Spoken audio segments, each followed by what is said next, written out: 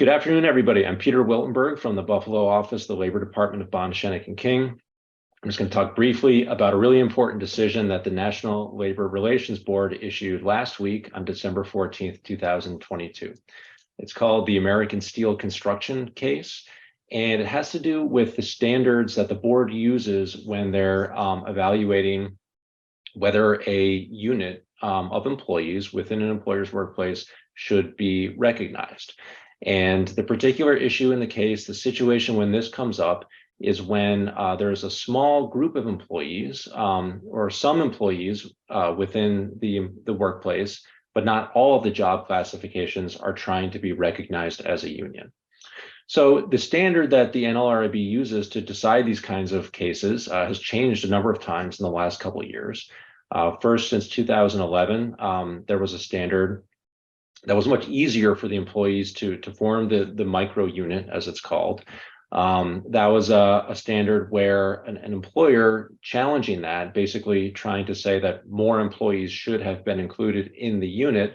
The employer to do that would have the burden of showing that there was what's called an overwhelming community of interest between the employees who were trying to form the union and those who were excluded. That was a really hard standard to meet. It was kind of a boon for union organizing. And as a result, there were a lot of smaller, what's called micro units of certain employees who were formed and recognized by the unions.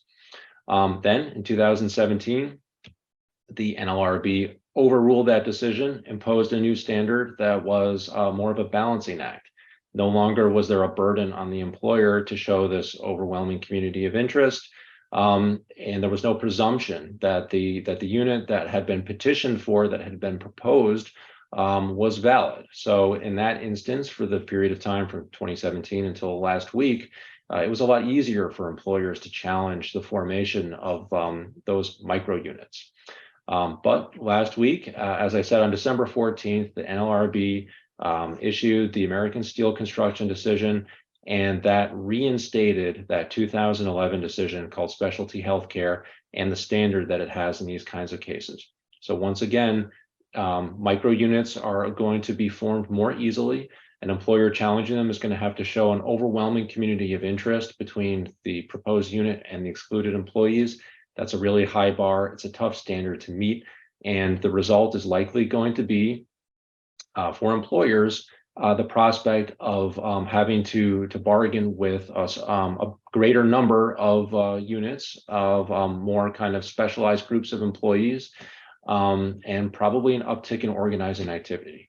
So we'll certainly keep an eye on how that's affecting the landscape out there. And thank you for listening.